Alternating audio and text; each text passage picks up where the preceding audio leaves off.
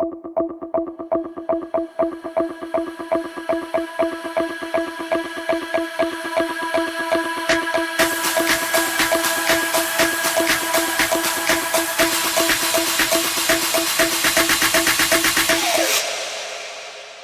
everyone, and welcome back to the latest episode of the Writers Podcast. I have with me today horror and SF writer Zachary Rosenberg. Hello, Zachary. How you doing? Hey, Lou. It's great to be here. Doing great. Yes, it's like a sense of deja vu for us as we're re-recording the beginning of this podcast. So that's great. And Zachary you're mostly known for writing horror and science fiction, and your latest work that is going to be published is with the intriguing title Hungers as Old as This Land, and we will get into that. But before we do, I just want to find out a little bit about yourself, who you are, and how you got to be writing. So why don't you tell us a little bit about who Zachary Rosenberg is? Absolutely. So I am a horror and sci-fi fantasy writer living in Florida. Mm-hmm. I have been, I really was into reading at a really young age, ever since my parents were reading, kids' books to me and telling me stories. Right. And from then on, it was just a matter of getting into all the stuff that was around me. I really started in horror with R.L. Stine and the Goosebumps books, mm-hmm. Christopher Pike, and all the ones like that. Right. And from there, it was really just a matter of branching out, reading fantasy and science fiction, stuff like the Redwall series and Madeleine L'Engle and Ursula Le Guin mm-hmm. and J.R.R. Tolkien, and and then a bunch more. And then it was really just always getting more, always getting higher, always checking out more stuff, checking out the classics. I did an English literature degree. I was able to read tons and tons through all the assigned works. I was like one of the people who liked reading the assigned stuff in high school and college. Okay. Yeah. So you've got definitely the main ingredient for writing to be a writer is you have to read a lot. And it sounds like you've got that handled perfectly. Yes. Yeah. No, I love reading. The way I really got into it was honestly reading a lot, reading mm-hmm. Pretty much all across genres, historical fiction, detective fiction, all kinds of pulp, all kinds of even romance and thriller and literary stuff, classics, just learning all about prose and how to tell stories and how to pace and do a lot of basically just learn to take the thoughts and ideas in your head and set them down in a feasible way that people will want to read. Very cool. So when did you actually make the decision to start becoming a published writer? Really, it was always a dream I had. I really only started seriously in the last couple years, honestly. Mm-hmm. Last year was really my first time submitting. And how did that work out for you? Quite well, actually. mm-hmm. I sold a story about June I want to say June was really when it really took off for me. Mm-hmm. I really started submitting around February, March. A few months later, I started getting some yeses. I started getting some more yeses. Hungers got picked up around that time. And that actually started as a short story. They wanted me to expand, so I said, absolutely. Good.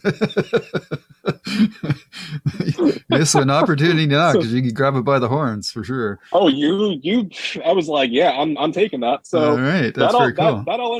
That all ended up working out pretty well. And from there, it was getting another, and then it was another, and then I had a second book coming out in June, which also worked out very well. So it was all a matter of just being in the right place at the right time in some of them. Wow, you've had a pretty mercurial rise. That's fantastic. So you started small though, right? You started with flash fiction, I believe. Yeah, really more microfiction.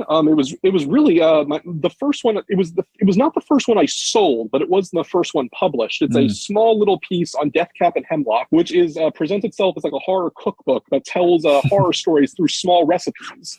And there's a bunch of fantastic people on there. So I sent in a story called Your Son's Favorite Hanukkah Latkes about someone summoning the spirit of their dead son back from the dead. Oh, nice. And it was my first one published, and my first longer piece was in Nightmare Sky, which is a great anthology from Death Knell Press called The Ravenous Empyrean, which is a cosmic horror story. And from there, I sold a few more to various magazines and anthologies over the place. I'm really proud of all of it. Very cool. And do you start your stories with an idea, or how does that work for you? It always starts with the idea. It always starts with like a concept and characters. Usually I'll come up with the idea first. Like, this is what I want to happen. I will know the beginning. I will know the ending. Will I know what happens along the way? Probably not. I'll usually figure that out as I write. I'll usually figure that out as I'm going, and just connect it from point A to point B and work it all out in the editing process. Mm-hmm. I don't want to come right out and ask you, where do you get your ideas from? But I am curious, how do you go about finding your ideas? Is it something that you do actively, or you just sort of keep your ears and eyes attuned to the world around you, and things just kind of spark for you? That's an interesting question. Some of it is contemporary. Some of it is inspired contemporaneously. Mm-hmm. Some of it is inspired by research into history. Some of it's inspired by stories I read. Mm-hmm. A lot of the stuff I write is very informed by, I'm Jewish. It's very informed by, I like to write Jewish horror, Jewish inspired science fiction or fantasy. Okay. So it's really inspired by the culture, by the history.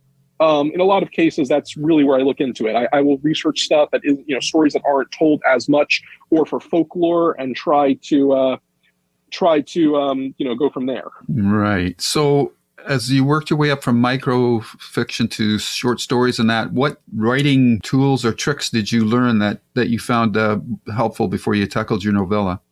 Really, it was a matter of, I would say, pacing, in a sense, the Mm-hmm. way to pace, the way to flesh out characters, doing it in a short period of time to make it compelling. Mm-hmm. How to make it exciting for a reader, how to use characterization, how to plot, things like that. I say you get when you're writing a short story, you're writing relatively quickly.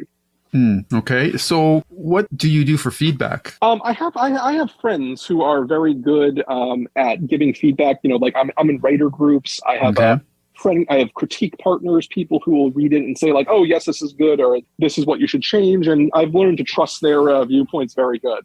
Okay. Have you taken any formal writing courses or training as you were working your way up through these various pieces? I didn't really have much formal writing training. I took like one or two courses on creative writing here and there, but most of my formal education was in literature. So really it was so really my training was mostly reading a lot. Okay, that's interesting. And how I'm trying to I'm just a little taken back that you were able to transition from being a reader to a writer that quickly without any formal training. But you said you wanted this is something you wanted to do since you can remember. So I assume that's part of the driving force for you. But there's a lot of technical elements to writing as well. And I'm just wondering how you managed all of that without having had the formal training for it. Well, I always, it was always an idea, like I'm someone who always likes to think of stories and always plan a story out. And sometimes I would like write stuff down, nothing that was put on, nothing that was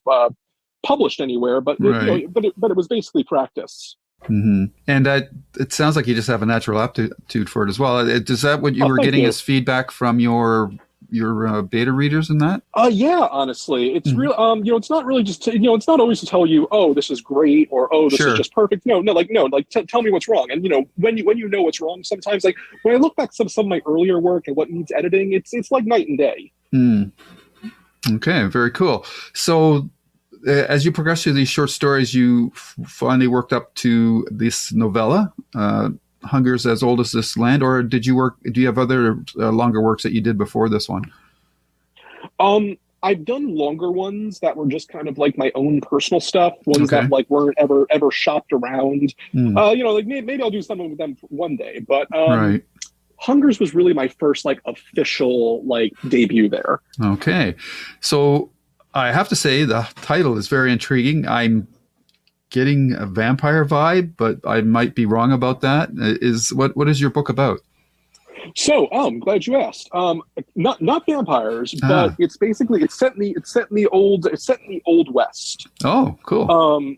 And it is a Jewish horror Western, I would describe it as, where you have it's post-Civil War. There's a little settlement of, it's a prosperous settlement, and they've lasted so long because they've got a bargain with these creatures that live in these mountains nearby that are called the Hungers. And one, it's prime land. So you have these mercenaries who are trying to wipe them out, and our heroes are basically, trying to make sure that they save their they save their home. Okay.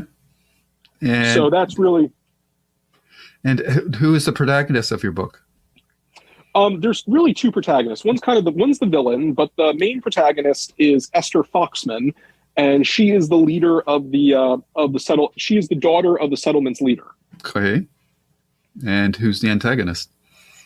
The antagonist is also from it's also from his POV. Mm-hmm. His name is Cyril Redstone, and he is the mercenary attempting to wipe it out. And okay. he is a very bad person, I would say. Okay, so who hired this guy? Well, he's hired by a railroad magnate who figures that, like, hey, this is prime land, they're not selling, let's do it the other way. Right. Like they want the hard way, and Cyril just figures, hey, no problem, I'll get it done.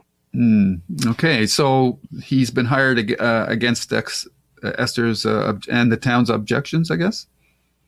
Well, they don't really know. They don't really know about it. The towns refuse to sell. The towns refuse to sell. They do business, but hey, the railroads figure they can make more money wiping them out, and just taking the land. So they try that.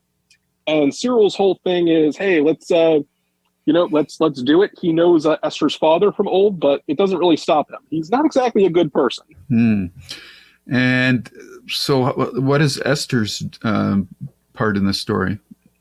So Esther, as the settlement leader's daughter, is how do I put this?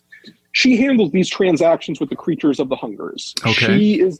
She is the one who goes to the mountains to essentially bring them food, which they give in with slaughtered animals, and they present them, and the creatures in return give them gold, which they go into town to exchange. So Esther spends the bulk of it on her mission, and then when the place is threatened, she has to do a lot to try to save it and avenge certain people. Okay, so where is the Jewish element in this story? Well, that's also, I'm glad you asked. Esther is, a lot of it is very inspired by Jewish history, themes of persecution, anti-Semitism in the West. Themes of persecution, anti-Semitism in the West, also, themes like perseverance, and also Esther is Jewish. Like the settlement is Jewish.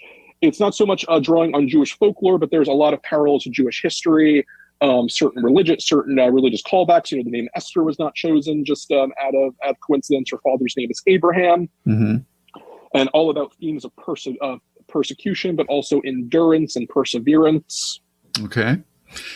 The Hungers, are they based on any, I think you just answered this, but I'll ask it anyhow. Are they based on any Jewish folklore, or where did you come up with them? Or it? Not any Jewish folklore. Honestly, the Hungers were really my own invention. I didn't want to use any pre-existing folklore. There's not a whole lot of Jewish folklore I think you can really pick to be out in the middle of rural Montana in the 1800s. Right. Yeah. But the only one I know is like a golem or something. But yeah, there's a lot more than just golems. But right. I have stories with golems, but golems are a little overdone sometimes. I like monsters too. I wanted to just do cool monsters, but I wanted to invent them. All right. I expect that you don't want to say too much about them since you created them yourselves. You want to kind of hold that for the readers to find out. Yes, that would be the case. I don't want to say too much that'll spoil people about the hunger creatures, but I try to keep an air of mystery and about them, while also making them as scary as I can. Okay. And 1800s, you said you read a lot of historical fiction. Did some of that cover the West?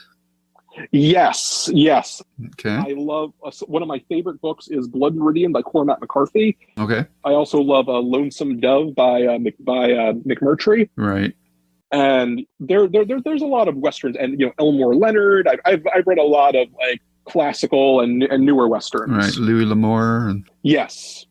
Okay. So, is there anything else you want to say about this story, or do you think that's enough for that you believe the readers will be enticed by it? Well, I certainly hope they would be enticed by it, but I try to make it as thrilling as possible. All kinds of different, like I said, themes of. I try to make the characters as strong as I could. Villains you can cheer against, heroes you can cheer for, good, cool monsters, violence, action, deeper themes under that. All about trying to make sure I get the West as accurate as possible. Right. I did quite a bit of research on that, so I'm hoping people will check it out. I'm really hoping they like it. Okay. Which character did you enjoy writing more, Esther or the villain? Really, it's two very different types of enjoyment.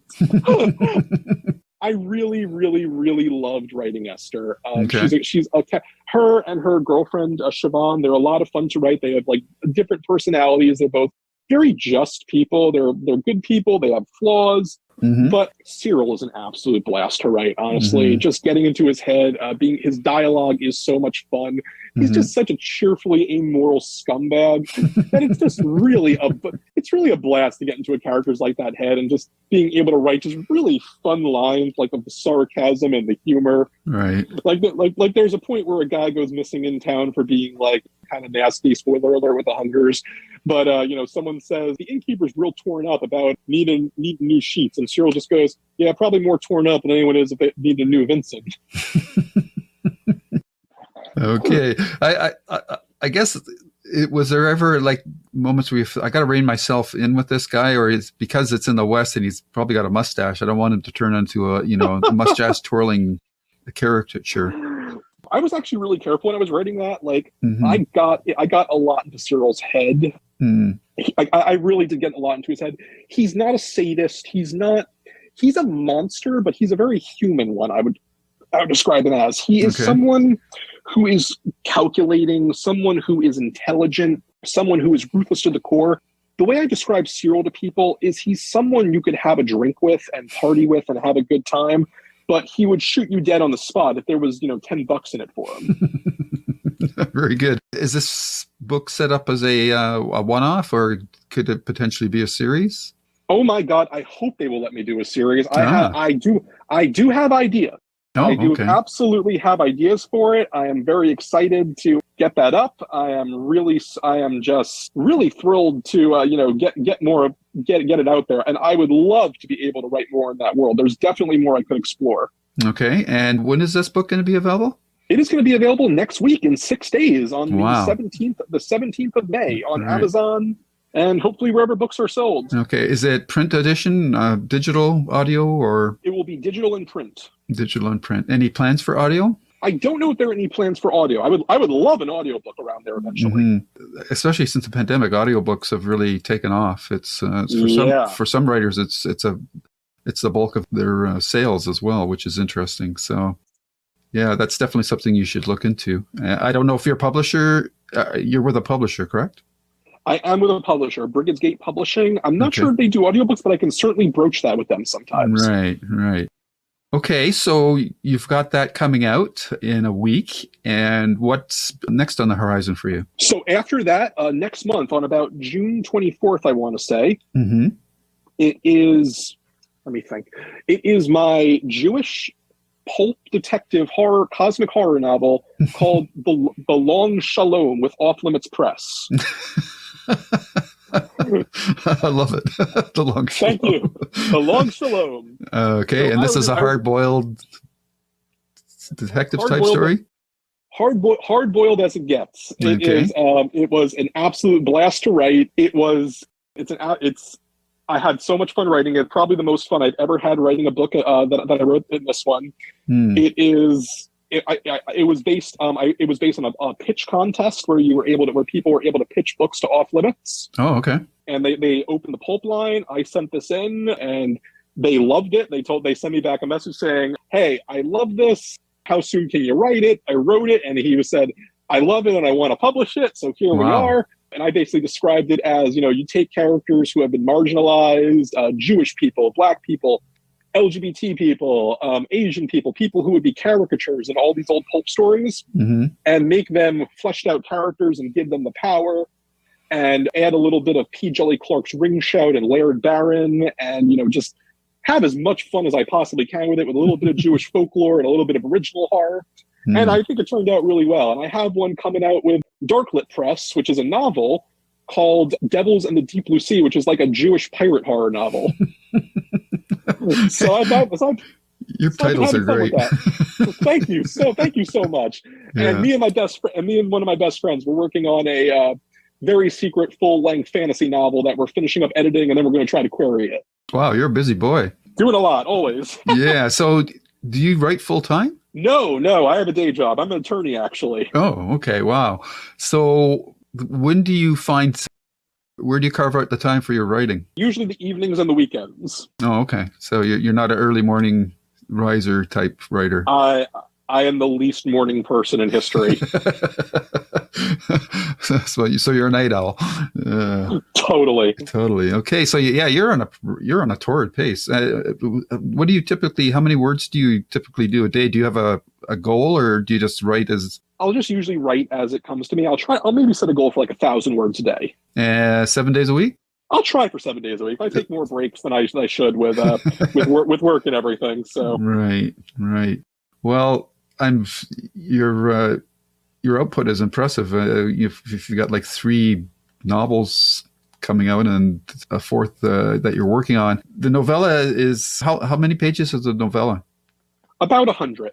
Okay, and your novels? I'm not sure how many pages the Devils is. The fantasy one's probably the longest. That probably clocks in about like 120,000 words. Okay.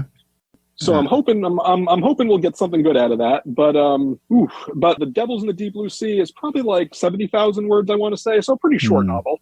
Okay. And is there anything more you want to say about that one? For The Long Shalom, I want to say it's I tried to capture all these old detective tropes, all these old pulp tropes, and try to redo them in a way that was exciting and modern. That was really what I aimed for with that. So I had a lot of fun with it. Right. What about the Deep Blue? Deep Blue. Deep Blue Sea. I just want to say, if you like swashbuckling pirate fun horror, learn about some history and folklore, and just have some fun characters, I probably have one of my most evil villains in that one. That's a blast. One thing I did research learning about it, like there were Jewish pirates, mostly Sephardic, but who would prey on like Spanish coastal towns and Spanish vessels. So I was able to get some obscure history in there, and that was a lot of fun. Right, very cool. So yeah, I'm kind of overwhelmed with all the things that you're doing, especially the fact that you're a lawyer and you're a writer at the same time. I would think a lawyer's job would be enough for most people, but if you're motivated, I guess you're motivated. Yeah, no, I love the creativity. I love doing it. Very cool. I think that's all the questions I had. Is there anything else you'd like to mention that hasn't come up during the course of this interview? Nothing I can think of, honestly. Okay. All right. Well, I wish you all the best and keep filling those bookshelves with your books.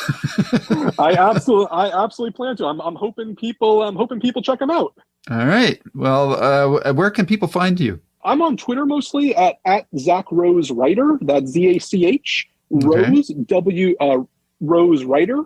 I'm going to work on a website soon. I keep saying that, but I'm going to do it. Right. I'm looking at your Linktree page, so that's a start. Yes, I do have a Linktree on there, so people can find my stuff on that. I have most of it up. All right. And really, I just keep watching the Twitter, and I have Instagram too at ZachRose32.